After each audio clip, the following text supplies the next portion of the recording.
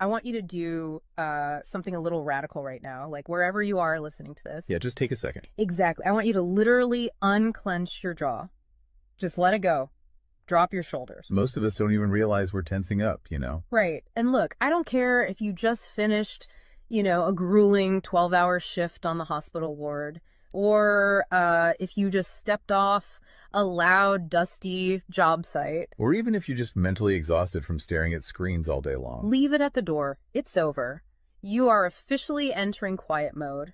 So just take a deep breath. That's the baseline we need for this. It really is. And now I want you to look at the phone sitting next to you, or maybe the smartwatch on your wrist. Every single time that screen lights up, every time it buzzes, it steals exactly 23 minutes of your life. Welcome to the deep dive. It really is a staggering number to confront when you put it like that. 23 minutes Yeah. from one buzz. Yeah, because we tend to measure interruptions in like the seconds it takes to glance at a screen, right? Whoa! We completely ignore the massive cognitive debt we incur the moment we look away from our deep work. And that cognitive debt, that is exactly the central target of our mission today. Okay, let's unpack this. We are exploring The Sovereign Architect's Guide by Chillstar 08. Specifically, episode 6, which is titled Deep Work Dynamo, How to Finish Your Week in 4 Hours. Right. And if you remember in our last deep dive, we talked about installing drawing those boundaries and reclaiming your personal space. But clearing the space is just step one. It actually reveals a much deeper, much more intimidating problem. Yeah, the void. What are we actually supposed to be building in that silence we just fought for? Because if we don't have a blueprint, the noise of the world is just going to rush right back in to fill it. Oh, for sure. We have this natural horror of a vacuum. The second our schedule opens up even slightly, our instinct is to pack it with activity. We just have to be doing something constantly. Exactly. We are culturally conditioned to equate motion with progress. Yeah. But Chillstar 08 introduces a really brilliant distinction here. She talks about the trap of idling. I love this concept so much. Think about a car engine, right? Mm-hmm. The engine is running, the pistons are firing, it's burning through all this expensive fuel, making a ton of noise and vibration. But the car is in park. Yes, it isn't going anywhere, and that is what most of our daily quote-unquote busyness looks like. We feel incredibly productive because we are in constant motion. Right. You check a text message while you're sitting at a stoplight. Or you answer a quick email while walking from your car to the front door. You stare at a spreadsheet on your laptop while, your family dinner is sitting right in front of you, literally getting cold. And that right there is the illusion of productivity.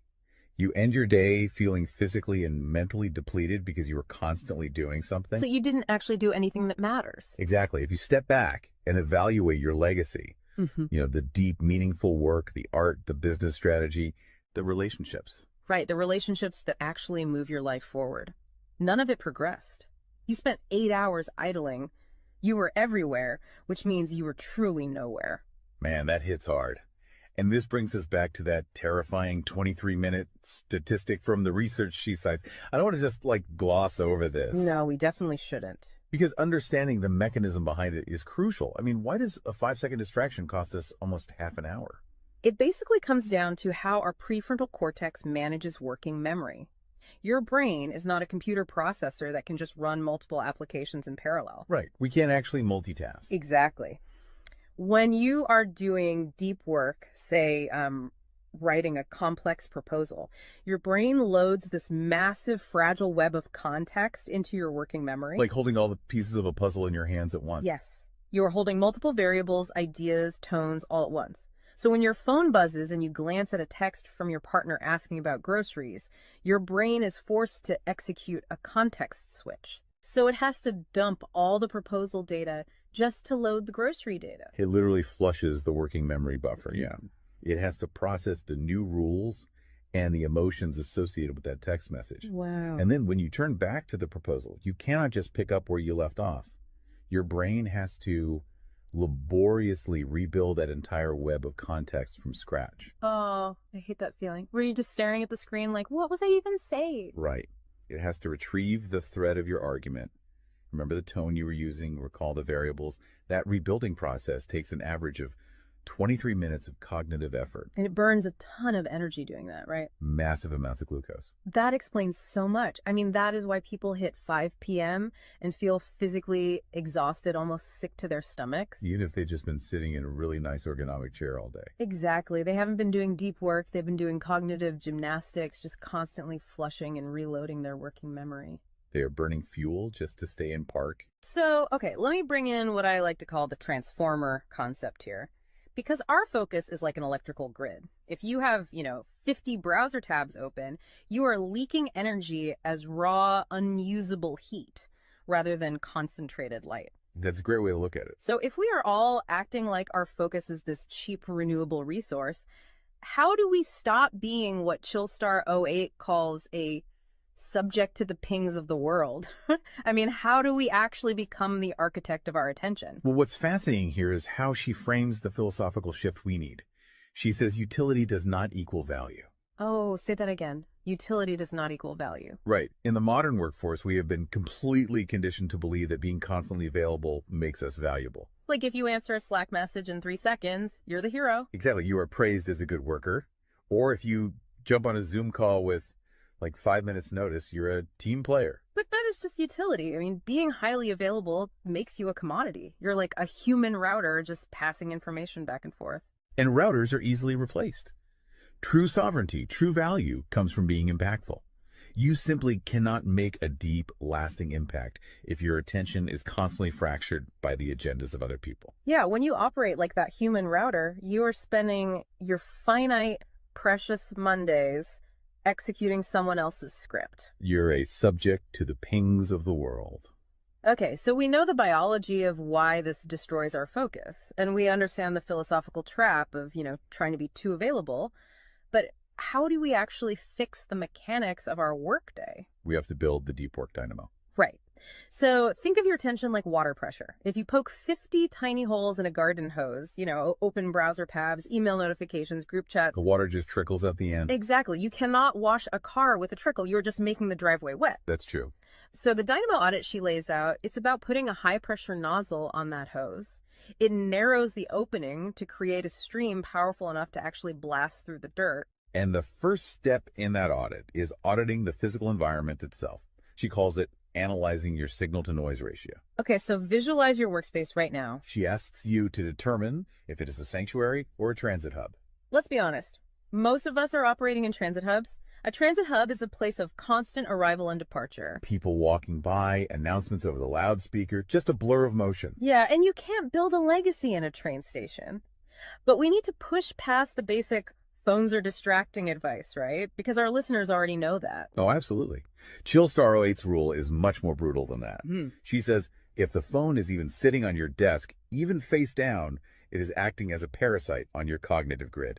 A parasite, just by being in the room. The research supports this entirely, by the way. The mere presence of a smartphone in your visual field, even if it is completely powered off, measurably reduces your cognitive capacity. Because your brain is having to actively expend energy to ignore it, right? Exactly. It is running a background process that just keeps saying, don't check the phone, don't check the phone. That is energy being actively stolen from your primary task. So sovereignty literally begins the moment you physically remove the device from the room, put it in a drawer down the hall. Close the door. Make the physical environment quiet. But okay, let's say you've done that. That doesn't stop your own brain from creating internal noise, right? Like trying to juggle 5 projects at once. How do we fix the internal wiring? That brings us to the second pillar of the audit, which is the batch wiring rule. This directly addresses the danger of switching fatigue, which we touched on with that 23-minute penalty. Right, the cognitive glucose burn. Yeah. When we attempt to multitask, like writing a creative brief, then pausing to check inventory levels, then answering 3 customer service emails. And then trying to go back to the brief.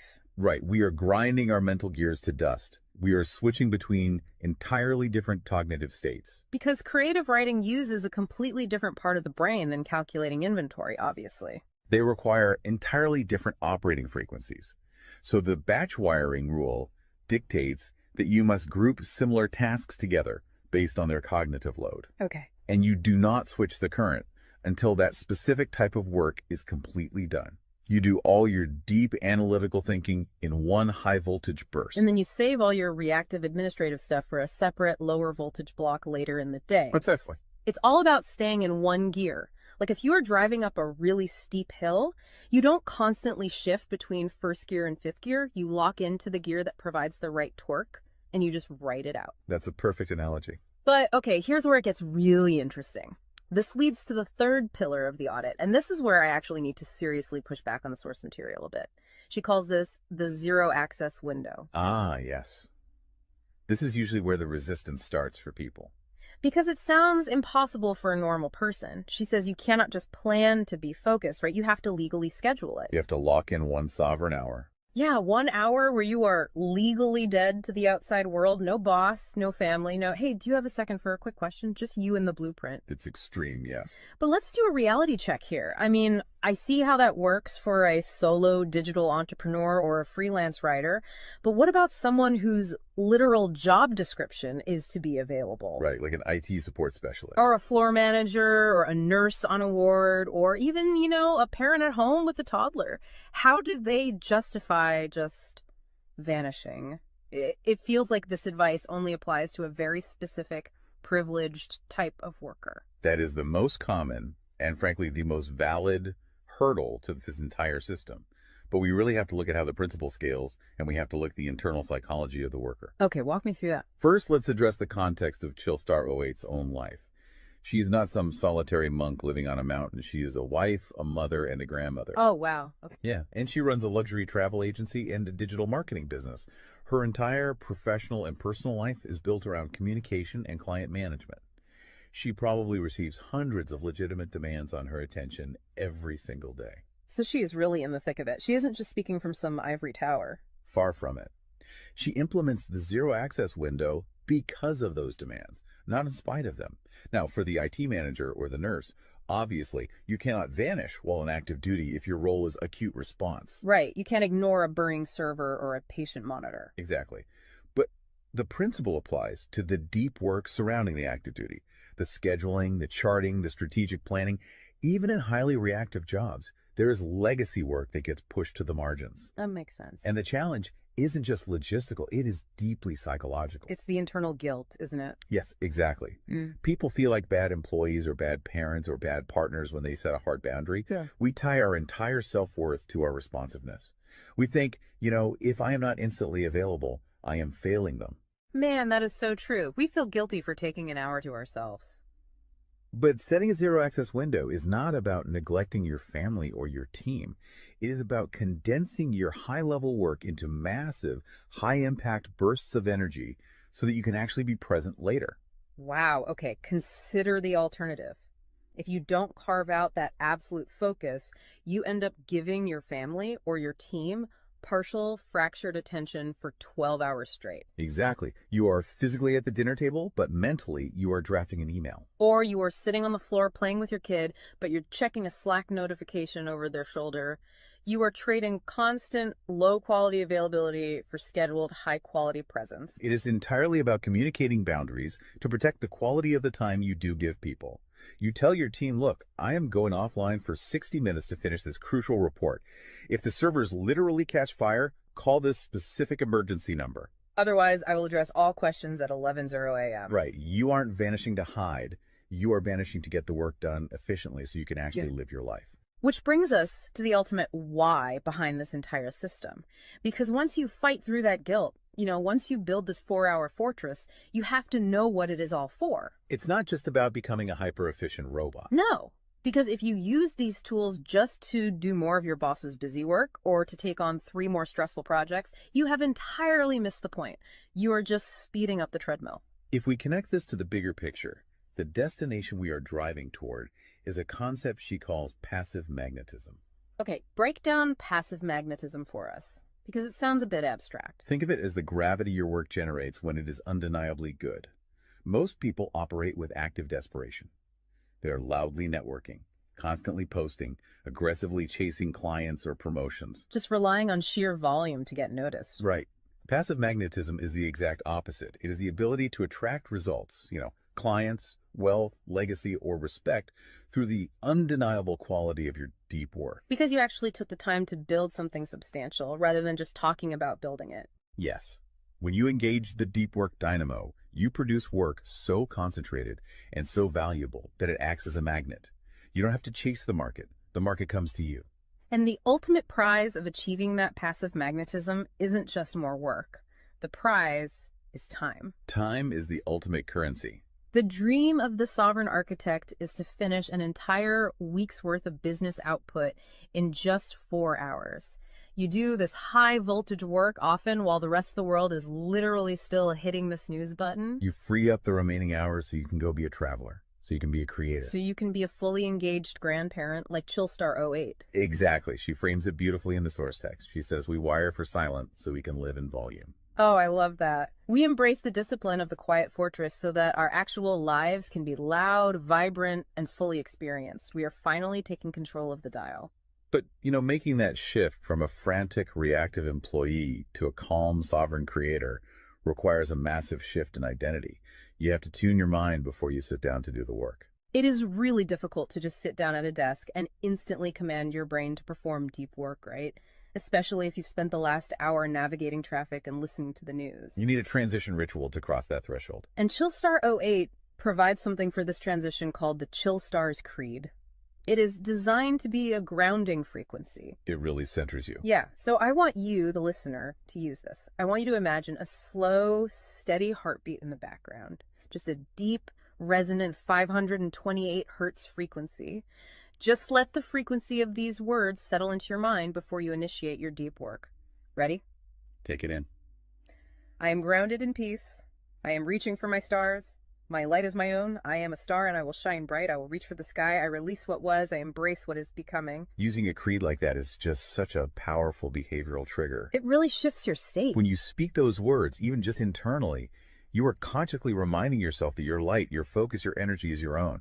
It does not belong to your inbox. This does not belong to the algorithm. Right. You are releasing the frantic energy of the morning and embracing the sovereign focus of the architect. So we always want to translate this high-level theory into ground-level reality for you. We don't want you to just listen to this and go right back to idling. Definitely not. Here's your 1% install. This is your micro-win to take action on this deep dive immediately. Tomorrow morning, before the world starts demanding your attention, before you check a single news site or open your email, I want you to set a timer for exactly 60 minutes. Put your phone in another room entirely. Yes, physical distance. Do not open any extra browser tabs. Pick one legacy task, just one, and flip the switch on your very first sovereign hour. And be prepared for it to feel incredibly uncomfortable at first. Your brain will crave the dopamine hit of a notification. Oh, you will feel an almost physical itch to check your messages. But if you can sit in that silence, if you can endure that initial friction, you will watch the dynamo start to spin. You will enter that flow state, and the old blueprints of hustling and grinding will be completely burned away.